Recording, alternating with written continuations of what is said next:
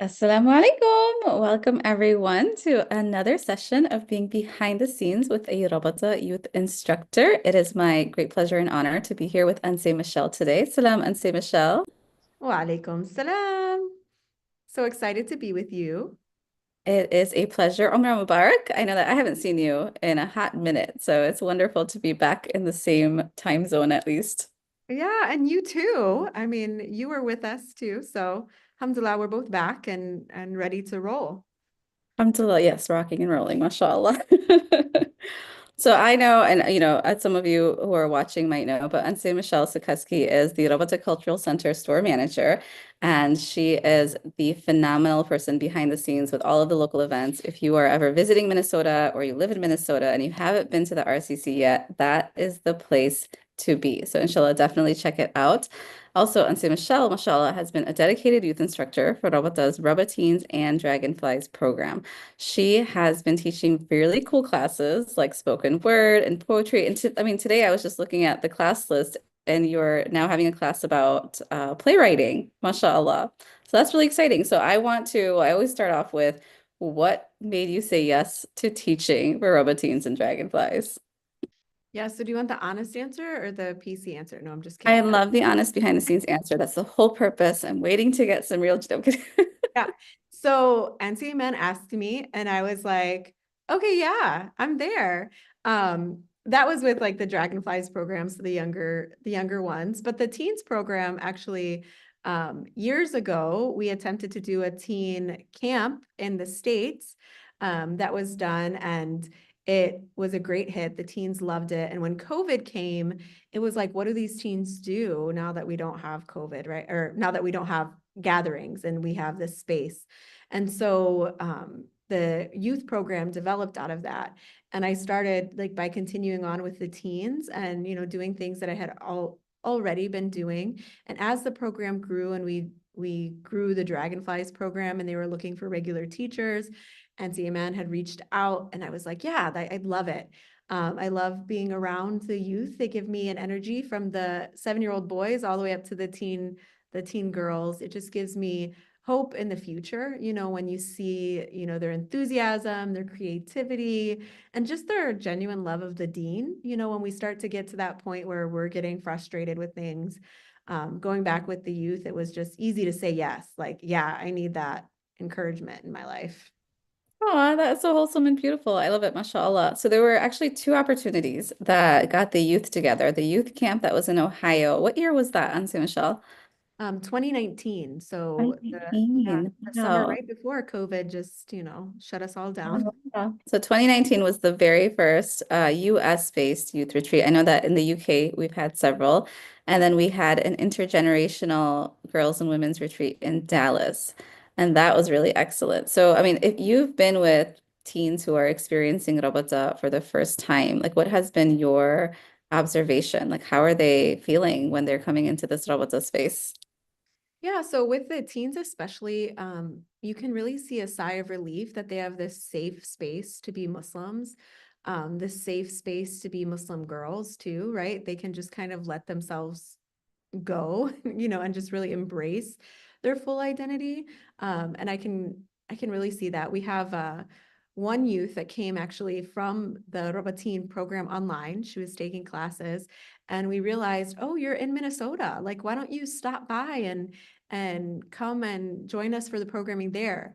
Not only did she come, she brought her mom, and then she became an intern with us, and then now she is one of our store clerks. So it's just really about opening that safe space. And when you heard stories from, this youth in particular, sometimes it's hard to be Muslim in like the wider community. So finding that community where you can really embrace your whole self, you can just see the joy in the youth's face when they come.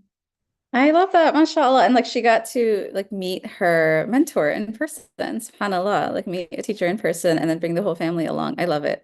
And I mean, I feel like I learned so much from you, Auntie Michelle, mashallah. You're a whole 53 weeks older than I am. So it's great to look up to you.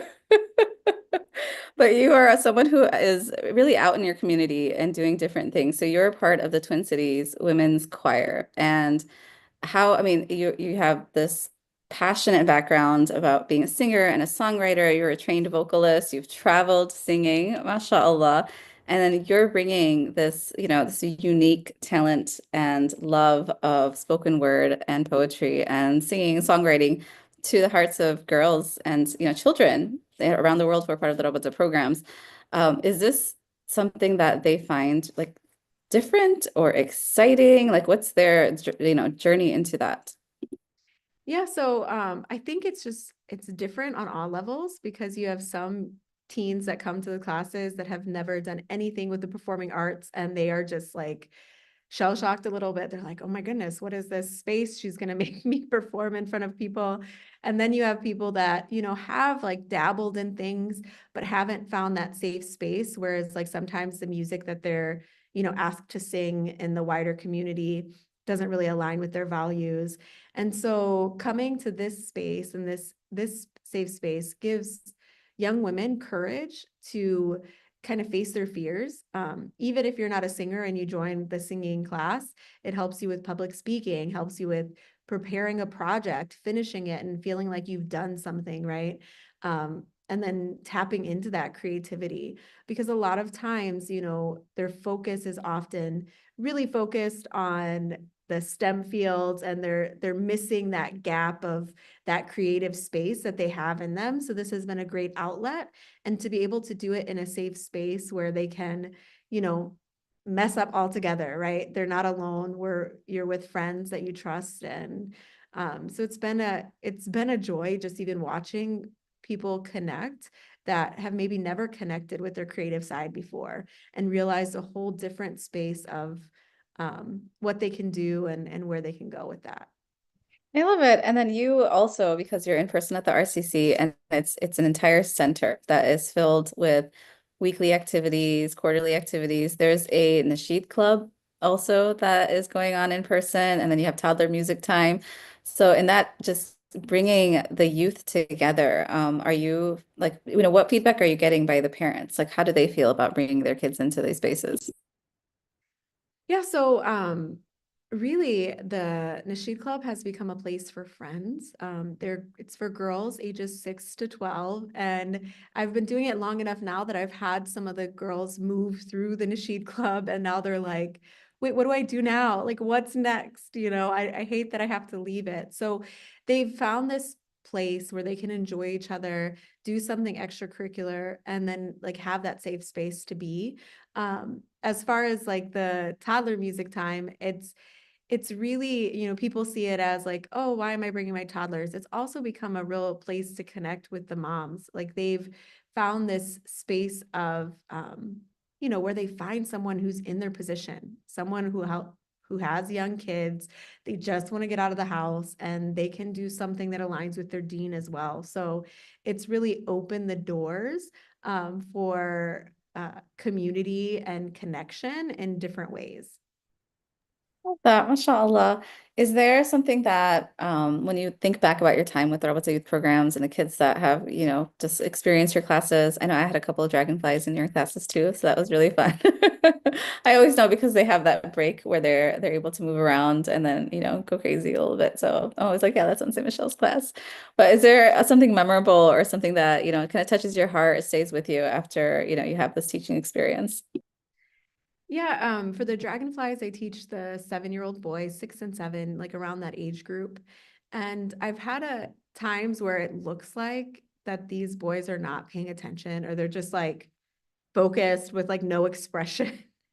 And later, you find these like touching stories, and it's that one boy that ends up writing you like, I miss your class and this was so fun. I did have a student a few years ago, actually. My class was at like 4 p.m. Central Time, and he was in the UK. And initially, it started in the summer and kind of fell into part of the fall. And his older sister had sent me a message like, he really just thought that he's like, he has to finish this class with Anse Michelle and stay up until like 11, whatever the time difference was, even in the school year. And they were excited to let him do that because he was really like growing in a space where he loved his dean. And I think that's the big connection, especially with these younger age groups. They're going to get the themes over and over again in their life. but you want to find that nostalgia that they bring, that they remember, oh, we have that dance break in the middle of class, and then, oh, now we're breaking down one of the names of Allah that we can call on Allah, and they have this connection in a poem, or they have this connection in some artwork that we did that day, and finding that they have enough connection there that he wanted to stay up late just for that class. Was encouraging to keep going, to keep teaching, because it's building that nostalgia with the youth. That is so sweet. And I'm just thinking, like when I was, 8, 9, 10 years old, it's like I was begging to stay awake, to watch like Nickelodeon or something. Are You Afraid of the Dark or Yeah. TGIF? And subhanAllah, that's so like it's so beautiful to have. I mean, parents who are supporting that connection that the kids have because, obviously they're finding like safety with you. They're finding that peace. They're finding, inspiration, mashallah. And as someone who also, I mean, Anse Michelle, you're a speaker at the Islamic Resource Group. So that means that you are in Minnesota, a part of an organization that helps Muslims go out. They get trained to go out, and you then speak to schools and educators about like just Islam or being Muslim or how to manage Muslim kids. Like, tell us a little bit about that. Yeah, so the Islamic Resource Group is really an education initiative that really goes out to educate the wider community on what Muslims believe.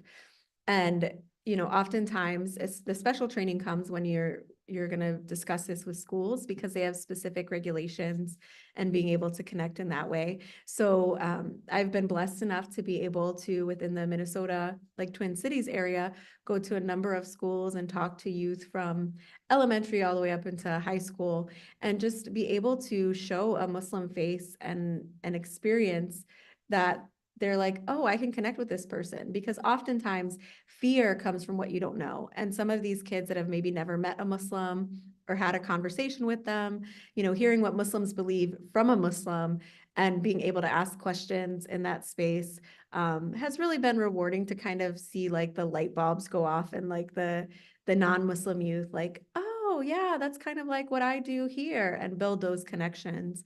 And hopefully, inshallah, it makes it easier for the Muslim youth that then will go to school with those kids as well. Mashallah, mashallah, may Allah reward you. That's beautiful. And you're going in as, Michelle Sekusky. And so they're probably trying to figure that out. I love it. Alhamdulillah. So Allah subhanahu wa ta'ala bless you. Thank you so much for this chat.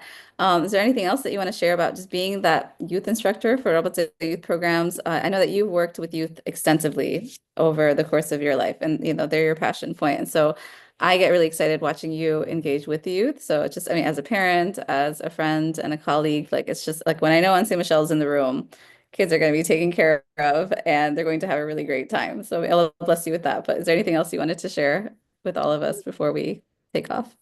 I think with just a reminder, that just to be open and like have our hearts open to the youth. This is the next generation. This is the legacies that we want to carry on is through our youth. And so we want to have, our hearts open, our minds open for them, give them space to grow. I've realized they have so much to share and so much energy that we've we've lost along the way. You hit 40, the energy goes down a little bit.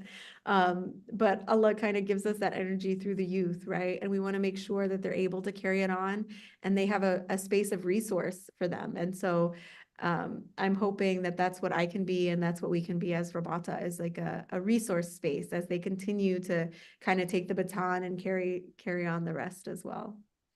Well, Allah, and you had plenty of energy. Count like I saw you climbing Jabal Nur, Anse Michelle. Mashallah, may Allah protect you, preserve your energy, and always keep you strong and steadfast.